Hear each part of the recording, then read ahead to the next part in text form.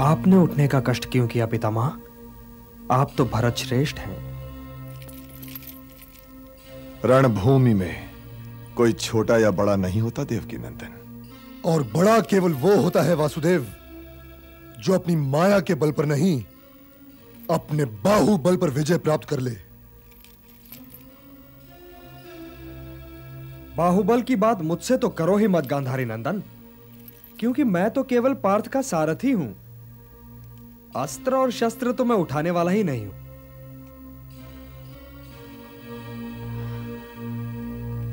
तब तो मैं तुमसे शस्त्र उठवा के रहूंगा मधुसूदन।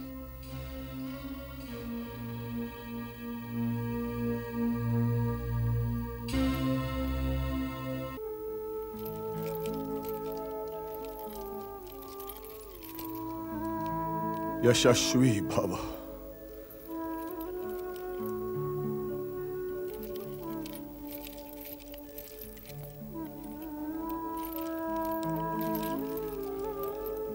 शक्तिमान भव।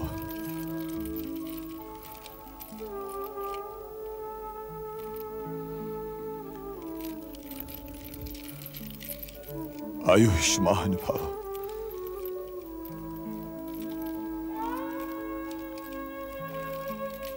आयुष्मान भव।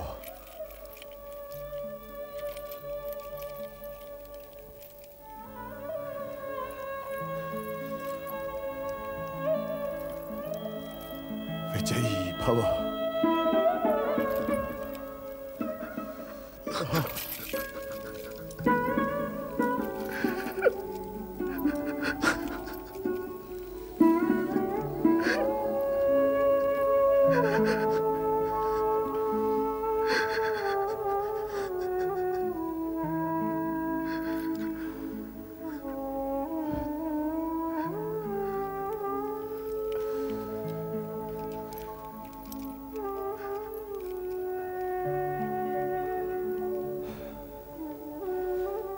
हे पांडव सेना के प्रधान सेनापति महारथी धृष्टद्युम्न, कौरव सेना के प्रधान सेनापति भीष्म के शिविर में आपका स्वागत है।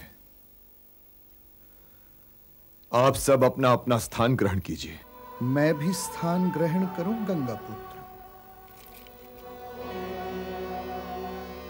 मैं नकार के अतिथि का अपमान नहीं कर सकता, किंतु ये पुरुषों की सभा है राजकुमार शिखंडी। मैं ये जानता हूं गंगापुत्र, इसीलिए आप जैसे महापुरुष के दर्शन करने मैं यहां आ गया। आज्ञा है? विराजी।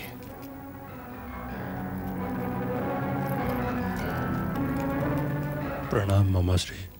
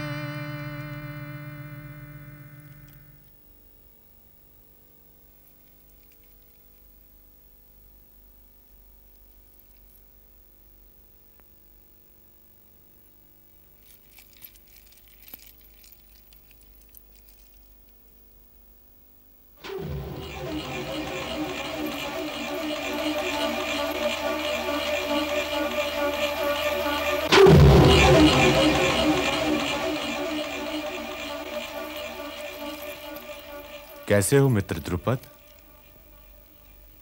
अच्छा हूं मित्र, तुम कैसे हो? महादेव की कृपा है। क्या आप ये कहना चाह रहे हैं आचार्य कि हमारे पिताश्री पर महादेव की कृपा दृष्टि नहीं है?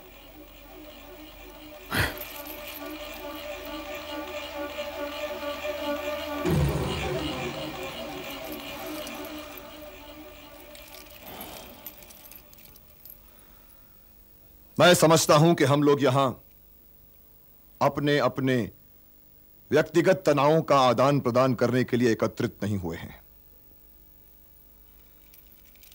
हम लोगों के बीच दुर्भाग्य से अब रणभूमि के अतिरिक्त कुछ नहीं है। इसलिए युद्ध के नियम निश्चित कर लिए जाएं।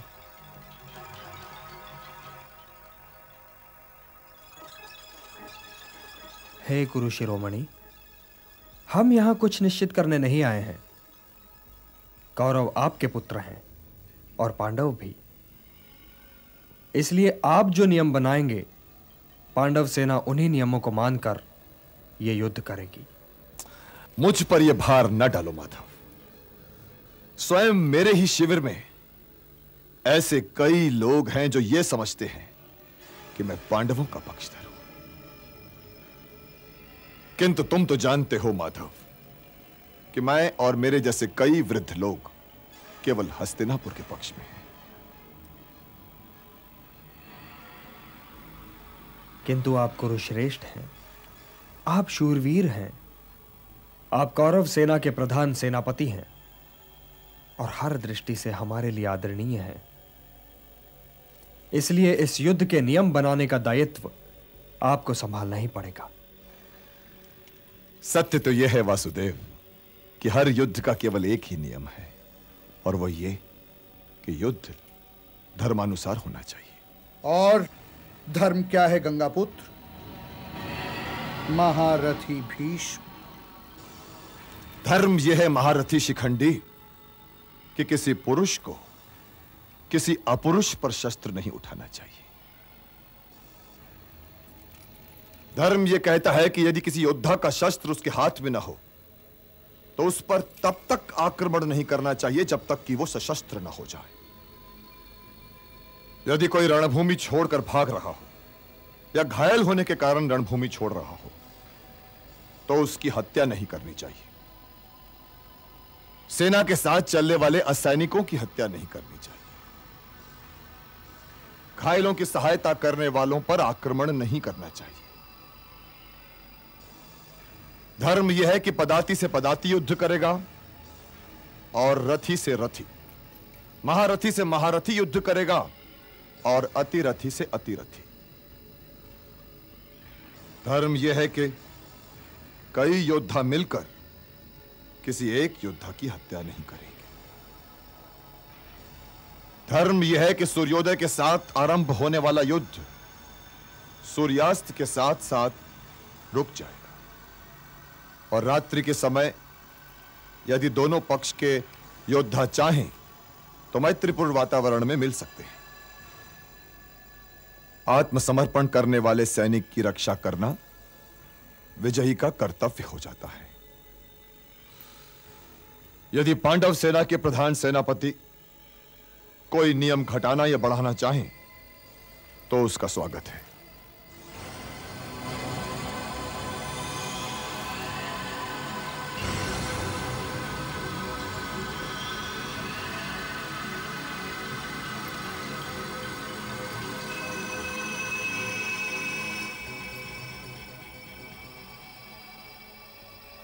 हे गंगापुत्र, यह ध्रुपद पुत्र धृष्टद्युम्न एक सभ्य योद्धा है।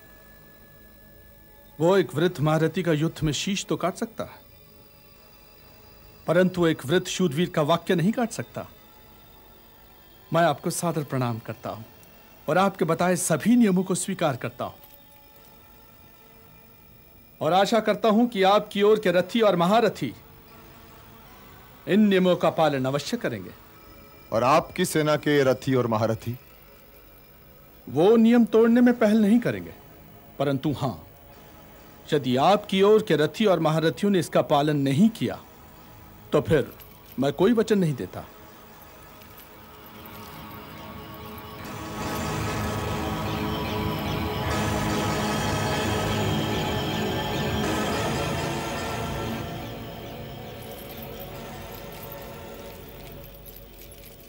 चिंता मुझे एक ही है अर्जुन, पितामह के बनाए हुए व्यूह भला किसके तोड़े टूटेंगे? हमारी सेना धर्मव्यूह में है भ्राताश्री, और धर्मव्यूह को स्वयं पितामह या गुरु द्रोणाचार्य भी भंग नहीं कर सकते। महादेव की सौगंध, यदि मैं चाहूं तो उस महारथियों और अतिरथियों से भरी हुई कौरव सेना को अपने दिव्यास्त्रों के प्रयोग से एक ही क्षण में नष्ट कर सकता हूं, किंतु मैं अपने दिव्यास्त्रों का प्रयोग करके उन्हें पराजित नहीं करना चाहता। मैं इतिहास को यह कहने का अवसर नहीं दूंगा कि यह युद्ध अर्जुन ने नहीं, दिव्यास्त्रों ने जीता है। हम ये युद्ध अपने बाहुबल से जीतना चाहते हैं भ्राताश्री, अपने बाहुबल से जीतना चाहते हैं। लोग कल आरंभ होने वाले इस युद्ध में आपके भाले, भ्राता भीम की गदा, नकुल और सहदेव की खड्ग, मेरे वाणों की वर्षा और वासुदेव के सारथी के लिए याद रखेंगे। वासुदेव हैं कहां? उन्हें तो मैंने पितामह के शिविर से लौटने के पश्चात देखा ही नहीं। वे जहां भी होंगे हमारी हित में सोच रहे होंगे।